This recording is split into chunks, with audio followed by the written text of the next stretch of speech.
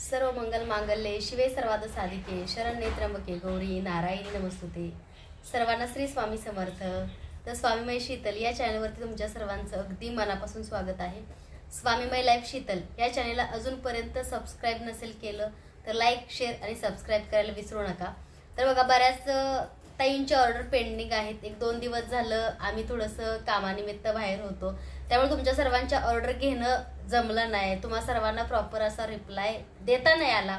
तर बघा आम्ही स्वामी भक्त ह्या श्रुतीताई आहेत, तुम्हा सर्वांनाच माहिती आहे की त्या ताईंचं म्हणजे आपल्या लाडक्या श्रुतीचं लग्न होतं, मुंबईला लग्न होतं, नवी मुंबईमध्ये। तर खूप छान असा तिचा विवाह सोहळा संपन्न झाला आणि श्रुतीताई म्हणजे स्वामींची खूप जवळची आणि खूप लाडकी आहे बरं का, कारण यूट्यूबच्या माध्यमातून तिची माझी ओळख झाली आणि आमच्या ती फॅमिलीमधला एक मेंबरच आहे असं आम्हाला वाटतं। कारण बघा ती खूप आपुलकीने बोलते, कॉल करते, ताई तुम्ही लग्नाला या, दादा तुम्ही लग्नाला या, तुम्ही सर्व कुटुंब लग्नाला या, अशी तिने खूप आग्रहाचं तिचं निमंत्रण होतं। तुम्ही तर पाहिलंच असेल की श्रुतीने स्वामींसाठी सुद्धा पोशाख पाठवला होता। तर खूप छान असं साडी तिने पाठवली होती, त्यासोबत टॉवेल, टोपी, पत्रिका। आणि तिच्या लग्नाला जायचं प्लॅनिंग नव्हता, कारण कसं असतं की तुमच्या सर्वांच्या ऑर्डर खूप पेंडिंग होत्या। तुम्ही तर बघताय की कंटिन्यू तुमचे मेसेज, तुम्हाला रिप्लाय, तुमचं पॅकिंग। आणि कसं असतं की आम्ही जागेवरून हल्लो की सिस्टम पूर्ण बंद असतं, कारण कसं असतं की ऑर्डर घेण्याचं काम चालू असतं, कंटिन्यू व्हिडिओ चालू असतात, कंटिन्यू तुम्हाला प्रत्येक पूजा साहित्याची सेवा करून सुद्धा दाखवावी लागते। आणि आम्ही जर जागेवरती नसेल तर ते काम आमचं पूर्ण स्टॉप होतं। त्यामुळे आम्ही असा विचार केला की नंतर श्रुतीला भेटू किंवा श्रुतीला आपल्या इकडे बोलू पुण्याला आणि तिला काहीतरी छानसं गिफ्ट देऊ, छान जेवण करू, असं प्लॅन झाला होता। पण असं कुठेतरी मनामध्ये वाटलं आणि आदल्या दिवशी रात्री प्लॅन झाला बरं का सकाळी जायचं। तर लाईट पण आमच्याकडे नव्हती, तरी पण आम्ही उरकलं, अचानक मुंबईमध्ये अगदी पोहोचलो बरं का। म्हणजे 2.5 तासामध्ये आम्ही मुंबईमध्ये इथून निघलो होतो 9 वाजता, 9, 10, 11:30 ते बरोबर तिच्या लग्नाच्या टायमिंगपर्यंत आम्ही मुंबईमध्ये पोहोचलो। तर श्रुतीताईंचं लग्न खूप छान झालं आणि मला नाही का तिच्या लग्नामध्ये जाऊन खूप आनंद झाला, कारण श्रुतीताई आणि आमची लाडकी श्रुती, म्हणजे मी कधी ताई म्हणते कधी श्रुती म्हणते बरं का, पण तिचं लग्न खूप छान आणि एकदम सोबर, सिंपल आणि छान पद्धतीने पार पडलं स्वामी कृपेने।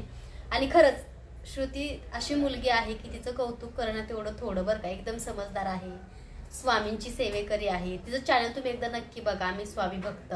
आणि निस्वार्थ तिचं मन जे आहे ते निर्मळ आहे, निस्वार्थ मनाने प्रत्येकाची ती मदत करते श्रुती। म्हणजे स्वामीने पाठवलेलं एक देवदूतच समजू आपण तिला, खूप गोड आणि गोंडस आहे। तसंच बघा श्रुतीचं आणि वायुदादाचं लग्न झालेलं आहे, त्यांचा संसार स्वामी कृपेने खूप खूप सुखी हो आणि त्यांना नवीन त्यांच्या आयुष्यासाठी खूप खूप शुभेच्छा। आणि स्वामी माऊलींचा तर त्यांच्यावरती सदैव आशीर्वाद राहणारच आहे, कारण कसं असतं एखाद वेळेस आपण एखाद्याची मदत करतो तेव्हा ते स्वामींना खूप आवडतं आणि ती प्रत्येकाची मदत नेहमी करत असते, असा तिचा स्वभाव आहे। तर बघा तुम्हा सर्वांची मी पुन्हा एकदा माफी मागते, कारण आम्ही 2 दिवस मुंबईला असल्यामुळं तुमच्या सर्वांच्या ऑर्डर ह्या पेंडिंग आहेत। पण पुन्हा एकदा तुमच्या ऑर्डरचं काम उद्यापासून चालू होईल, कारण कसं होतं की कंटिन्यू तुम्ही बघताय आता ज्या लंडनच्या ताईने आपल्याकडून पूजा साहित्य मागवलं, आता ज्या जर्मनीच्या ताईकडे स्वामी पोहोचले, दुबईच्या ताईंच्या स्वामींचं साहित्य पोहोचलं। तर कसं असतं तुमच्या सर्वांचे तर दिवसभर ऑर्डर असतात। आता बराच वर्ग असा असतो की दिवसभर काम करतो आणि संध्याकाळी त्यांच्या ऑर्डर असतात, म्हणजे रात्रीनंतर त्या ऑर्डर ताई देतात, कारण कोणी जॉबवरती जातं किंवा कोणाला फॅमिली जॉईंट असल्यामुळे घरातली भरपूरशी कामं असतात। मग ते 10:30-11 वाजता बऱ्याच ताई फ्री होतात, त्याच्यानंतर बघा त्यांचे मेसेज चालू असतात की आम्हाला हे पाहिजे, आम्हाला ते पाहिजे। मग बघा आपलं जे ऑर्डरचं काम आहे ते 3:30 पर्यंत रात्री चालतं कधी कधी, मग उठायलाही वेळ होतो। मग कसं आहे की आम्ही ह्या कामामध्ये खूप शेड्यूल आमचं बिझी आहे, पण असं वाटलं की आपण लग्नालाही जाऊ, खूप दिवस झालं कुठं गेलोच नाहीये। स्वामींनी त्यांच्या कृपेने म्हणजे स्वामींच्या कृपेने स्वामीने गाडी घेतली, ती गाडी घेऊन सुद्धा कुठं जाता आलं नाही। अक्कलकोटला सुद्धा जायचं आहे, महालक्ष्मीला जायचं आहे, पण कामाचा लोड इतका वाढलाय की बाहेर कुठं सुद्धा जाता येत नाही। असं कुठलाही गैरसमज करून घेऊ नका की आम्हाला रिप्लाय आला नाही, याचा अर्थ काय, कारण कसं असतं की सिस्टम पूर्ण बंद असतं जेव्हा आम्ही बाहेर पडतो, त्यामुळे तुम्हाला रिप्लाय येत नाही। पण जेव्हा आमचं सिस्टमवरती काम असतं, जेव्हा आम्ही तुमची ऑर्डर घेण्याचं काम करतो त्यावेळेस प्रत्येकाला मेसेजला रिप्लाय असतो, प्रत्येकाला प्रॉपर माहिती प्रोव्हाइड केली जाते, प्रत्येक गोष्टी डिटेल्स तुमच्यापर्यंत पोहोचवल्या जाते, तुम्हाला सर्वांना माहिती आहे। पण कधी कधी समजा की मेसेजचा रिप्लाय येत नाही 1-2 तास, तर अशा वेळी समजा की सिस्टमवरती आम्ही नाहीये किंवा आम्ही काहीतरी कामानिमित्त बाहेर गेलोय, फक्त गैरसमज करून घेऊ नका। कारण बघा स्वामी सेवेतून तुमचं आणि आमचं नातं खूप घट्ट असं झालेला आहे की तुम्ही म्हणजे विविध भागातून विविध गावातून तुम्ही आमच्याशी जोडला गेलात स्वामी माय लाईफ शीतल चॅनेलला. स्वामी मूर्ती आर्टमधून भरपूर अशी तुम्ही खरेदी करताय, शॉपिंग करताय, त्याबद्दल तुमचे खरंच खरंच धन्यवाद.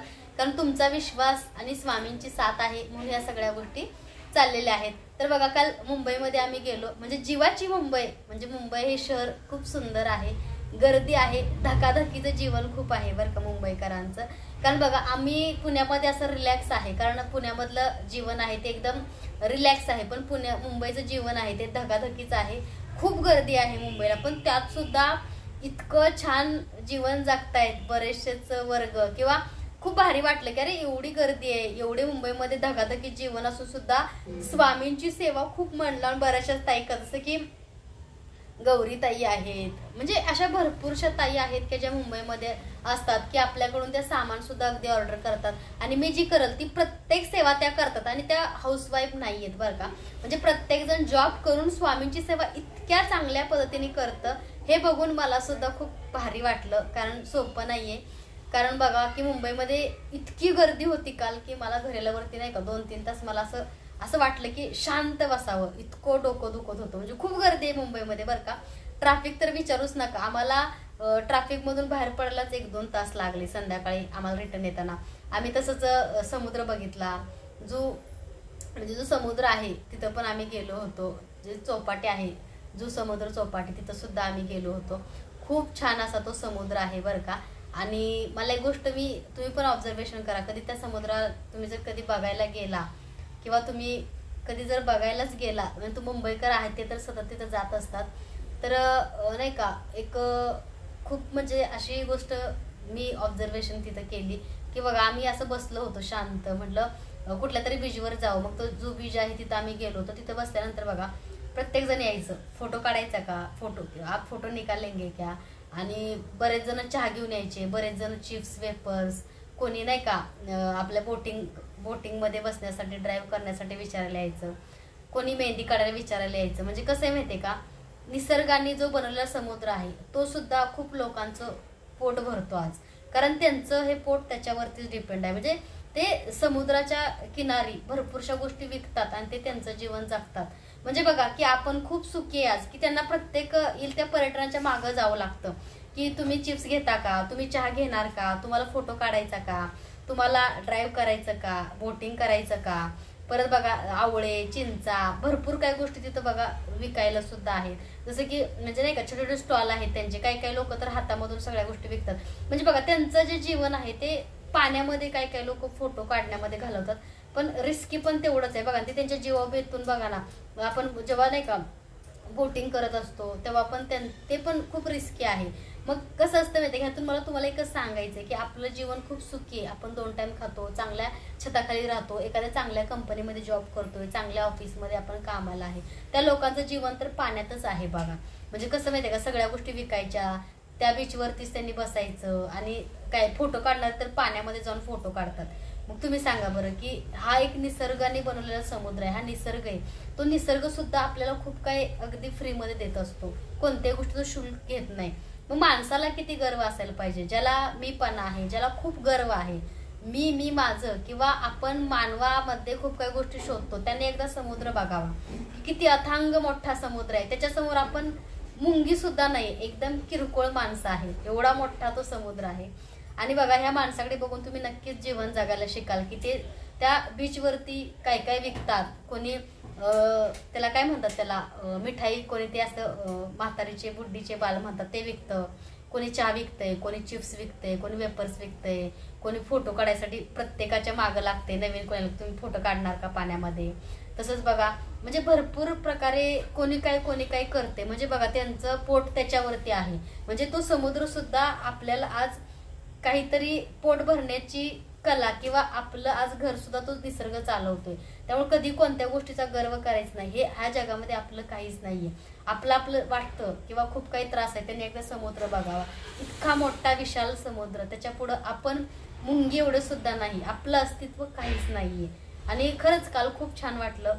मी माझ्या आयुष्यामध्ये पहिल्यांदा मुंबईला गेले होते, कारण मुंबईला जायचा कधी योगच नाही आला, आणि पहिल्यांदा आम्ही आमची गाडी घेऊन मुंबईला गेलो, आणि खरंच खूप छान वाटलं बरं का. म्हणजे स्वामी साक्षात सोबत होते ह्याचा अनुभव, ह्याची प्रचिती खूपदा आली. म्हणजे इथून निघताना आम्ही जेव्हा मुंबई एक्सप्रेस हायवे आहे त्याला लागल्यावरती स्वामी एका गाडीवरती दिसतो. कंटिन्यू स्वामी जाताना प्रत्येक गाडीवर दिसायचं. जसं स्वामीने मनात आणलं की स्वामी पुढं येतानाही तसंच सेम. म्हणजे आम्ही कसं मुंबईत पोहोचलो आणि मुंबईमधून कसं घरी आलो हे सुद्धा कळलं नाही. अगदी अलगद स्वामी आम्हाला मुंबईपर्यंत घेऊन गेले. डायरेक्ट आम्ही घरात बसलो आणि डायरेक्ट श्रुतीचं ज्या हॉलला लग्न होतं डायरेक्ट तिथं आम्ही उतरलो. कुठंही आधीमध्ये थांबलो नाही. आणि नवीन गाडी आणि दादा सुद्धा एवढ्या म्हणजे काय म्हणतात त्याला, एवढ्या कॉन्फिडन्सने गाडी चालवत होते. म्हणजे इतका विश्वास होता त्यांचा की स्वामी स्वतः गाडी चालवत आहेत असं सुद्धा जाणवत होतं. म्हणजे स्वामींचं नाव घेतलं की मनामध्ये कोणतीही भीती राहत नाही. स्वामी सोबत असतील तर ह्या जगामध्ये कोणत्याही गोष्टीची भीती कधीच वाटत नाही. आणि स्वामी साक्षात सोबत असतात ह्याची प्रचिती अगदी गेल्यापासून घरी येईपर्यंत आम्हाला येत होती. तर बघा, स्वतःवरती विश्वास असेल ना तर माणूस काहीही करू शकतो, कोणती गोष्ट आयुष्यामध्ये मिळवू शकतो. आणि खरंच खूप छान वाटलं काल श्रुतीताई, म्हणजे आमची श्रुती लहान आहे त्यामुळं खूप भारी वाटलं. तिला जेव्हा भेटले मी तिचं मेकअप रूममध्ये तेव्हा मला सुद्धा खूप चांगलं वाटलं की तिची फॅमिली सुद्धा खूप छान आहे बरं का. तर बऱ्याचशा आता कालचं लग्न बघून मला एक गोष्ट म्हणजे मी एक गोष्ट ऑब्झर्वेशन केली किंवा खरं आहे ती मलाही लागू होते तुम्हालाही लागू होते. आता प्रत्येक जण म्हणतात की ताई विवाह करायचा आहे, विवाह आम्ही कोणत्या म्हणजे काय म्हणतात त्याला, विवाह कशा प्रकारे केला पाहिजे, लव्ह मॅरेज करावं की अरेंज मॅरेज करावं, असे अनेकशे प्रश्न आजकालच्या म्हणजे जे काही जनरेशन आहे ते सुद्धा स्वामी सेवेतून सेवा करतात पण ते पण मला विचारतात. पण मी काय सांगते की कोणी कोणत्या जाती धर्मामध्ये विवाह करावा किंवा लग्न करावं हा प्रत्येकाचा वैयक्तिक प्रश्न आहे. कोणी कोणाशी लग्न करावं हा प्रत्येकाचा वैयक्तिक प्रश्न आहे. पण मला एक गोष्ट अशी वाटते की कालचं लग्न जे बघितलं मी तर बघा, श्रुतीताईच्या घरचे आणि श्रुतीताईच्या सासरचे लोक खूप खूप खुश होते. आणि त्या विवाहाला म्हणजे त्यांच्या लग्नाला सगळे नातेवाईक गोळा झाले होते. आणि चांगलं काय वाटलं की त्यांनी त्यांच्या म्हणजे नाही का दोघांची कास्ट पण एक येते आणि दोघांच्या परिवाराचे विचार सुद्धा त्यांच्या जुळले. म्हणजे कसं असतं माहितीये का, जेव्हा आपण नवीन लग्न करून एखाद्या घरात जातो तेव्हा त्या लोकांचे आपले जे काही काय म्हणतात त्याला वैचारिकता असते, विचाराची देवाणघेवाण असते. म्हणजे दोन परिवाराचं लग्न असतं, एका माणसाचं लग्न नसतं. जेव्हा लग्न होतं ना तेव्हा दोन परिवाराचे नातेसंबंध जोडले जातात. लग्न हे दोन्ही परिवारांसाठी एक काय म्हणतात त्याला एक जवळ किंवा एक नवीन नातं तयार करतं. आणि त्याच्यामधून बघा खूप काही गोष्टी चांगल्या घडतात. जर आपल्या जर एखादा कार्यक्रम घरी असेल तर आपले आई वडील आपले सासुसरे हे एकत्र असावे असं प्रत्येक मुलीची इच्छा असते ना, की आई वडील आले तर सासुरे नसतात, सासुरे आले तर आई वडील नसतात. म्हणजे दोन्ही फॅमिली कधी एकत्रच होऊ शकत नाही. फक्त लग्न म्हणजे नवऱ्याला मुलगी आवडली, मुलगीला नवरा आवडला ह्याला लग्न नाही म्हणत. कारण दोन नाते सुद्धा एकत्र आले पाहिजे, दोन नाते सुद्धा जोडले गेले पाहिजेत. तर बघा, जेव्हा आपण एखाद्या घरामध्ये लग्न करून जातो तेव्हा त्यांच्या परंपरा वेगळ्या असतात, त्यांचं देवपूजा वेगळी असते, त्यांचं आध्यात्मिक म्हणजे त्यांच्या पूर्ण रूढी परंपरा ह्या पूर्ण वेगळ्या असतात. त्यामुळे त्या सुद्धा आपल्याला मॅच करता आल्या पाहिजे किंवा त्या सुद्धा आपल्याला मॅच झाल्या पाहिजे किंवा त्याच्यामध्ये आपण सुद्धा काय म्हणतात त्याला सहभागी झालं पाहिजे. त्यामुळे प्रत्येक जो काही वर्ग आहे, ज्या काही ताई आहेत, जे काही दादा आहेत, ते जेव्हा अशा गोष्टीचा त्यांना विचार येतो की कसं करावं किंवा आम्ही लग्नासाठी कोणता जोडीदार निवडावा, तर बघा ह्या सुद्धा तुम्ही गोष्टी तुमच्या कसं असतं फक्त दोन जीवांचं किंवा दोन व्यक्तींचं लग्न नसतं, तर इतर लोकांचा सुद्धा विचार करावा लागतो.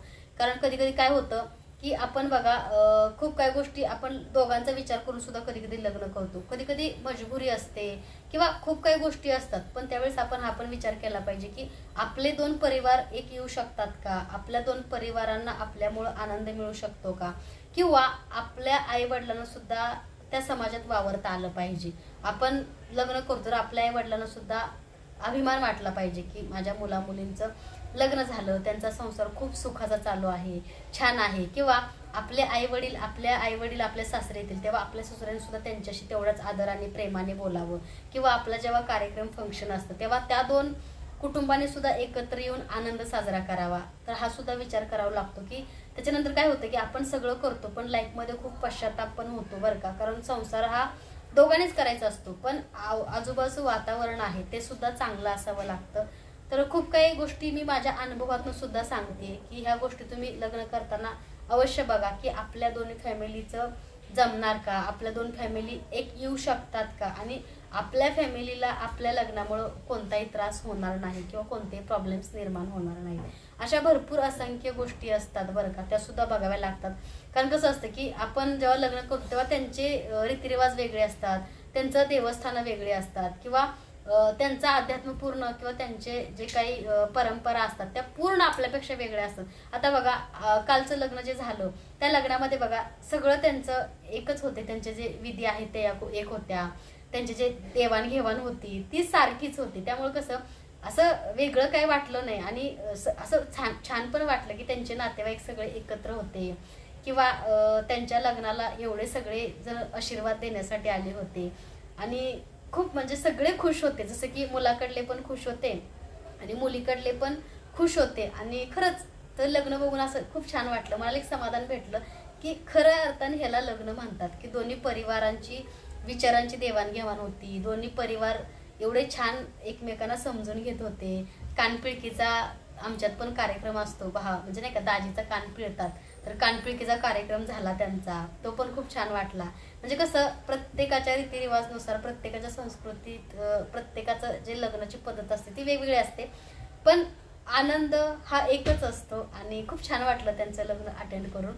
तर तुम्ही सुद्धा बघा, जेव्हा लग्न कराल, जेव्हा आयुष्याचा निर्णय घ्यायचा असेल तेव्हा ह्या सुद्धा गोष्टीचा विचार करा की आपल्यामुळं कधी कोणाला त्रास झाला नाही पाहिजे, आपल्यामुळं कधी कोणाचं मन दुखवलं नाही पाहिजे. फक्त दोन मनांचं लग्न नसतं, तर लग्न हे पूर्ण आपल्या दोन्ही फॅमिलीसाठी असतं. कारण दोन्ही फॅमिली एक याव्या, मुलीला सासू चांगली मिळावी, मुलाला सासर चांगलं म्हणजे सासरे चांगले मिळावे, किंवा मुलीचा सुखी संसार व्हावा, मुलीला सासर हे चांगलं मिळावं, तिचा संसार सुखाचा व्हावा, आणि तिला सुद्धा सासरच्या लोकांनी छान समजून घ्यावं, हा सुद्धा विचार मुलीचे आईवडील सुद्धा करतात बरं का, ते कधी चुकीचे नसतात. तर बघा प्रत्येक आईवडिलांना वाटतं की आपल्या मुलांचा संसार हा सुखाचा व्हावा. तर असं काल श्रुतीताईंचं आमचं छानसं गोडसं लग्न झालं. त्यामुळे तुम्हा सर्वांचे रिप्लाय थांबलेले आहेत, पण कुणीही राग मानू नका, कुणीही असं समजू नका की आम्हाला रिप्लाय का नाही दिला ताईंनी. तर बघा असं काल 2 दिवस आम्ही नसल्यामुळे तुम्हाला रिप्लाय करता आला नाही, तुमच्या ऑर्डर प्रॉपर पोहोचल्या नसतील, पण पुन्हा एकदा उद्या काम चालू होईल. तर सर्वांना श्री स्वामी समर्थ, स्वामींची पूजा दाखवते. तर बघा बऱ्याच ताई विचारत होता एक तेलाचा आणि एक तुपाचा दिवा का लावायचा. तर तुपाचा दिवा हा माता लक्ष्मीला प्रसन्न करण्यासाठी आणि अखंड लक्ष्मी प्राप्तीसाठी आपल्या घरामध्ये लावायचा आहे. तेल जळो आणि इडापिडा जाते बरं का तेलामुळे सुद्धा, कारण तेलाचा आणि तुपाचा 2 दिवे प्रज्वलित करायचे देवघरामध्ये. तेल जळो पिडा टळो असं आपली पूर्वजांची म्हण आहे. सगळ्या देवदेवतांना बघा मोत्याच्या छानशा हार घातलेले आहेत. स्वामींना बघा नवीन ताई एक शिवलेले वस्त्र आहेत गोडशे. सगळ्या देवीदेवतांची पूजा झाली, कारण काल पूर्ण दिवस मुंबईमध्ये गेला. आणि खरंच जीवाची मुंबई, खरंच मुंबई म्हणजे शहर खूप छान आहे बरं का. गर्दी आहे, धकाधकीचं जीवन आहे, पण एक मुंबईमधल्या लोकांमध्ये जी आपुलकी माणुसकी आहे ती खूप जास्त आहे बरं का. म्हणजे काल खूप गोष्टी नाही का अशा अनुभवातल्या सांगते की त्यांच्यामध्ये नाही का एकमेकाबद्दल प्रेम किंवा आदर किंवा एक जिव्हाळ्याचं नातं सुद्धा आहे बरं का मुंबईकरांचं. तर असे खूप लोक बीचवरती दिसले, खूप नाही का सगळेजण एन्जॉय करत होते, कोणी कुठून आलं होतं. आणि बघा एक समुद्र एवढ्या लोकांचं पोट भरतो, बघा निसर्गाचा नियम कसा आहे. आपण ह्या सृष्टीवरती जन्माला आलो तर आपल्याला पालन पोषण, आपल्याला भाकरी रोजगार देण्याचं काम सुद्धा स्वतः भगवंत करतो. तर आजची पूजा कशी वाटली कमेंटमध्ये नक्की सांगा. आणि चॅनलवरती नवीन असाल तर लाईक शेअर सबस्क्राईब करायला विसरू नका.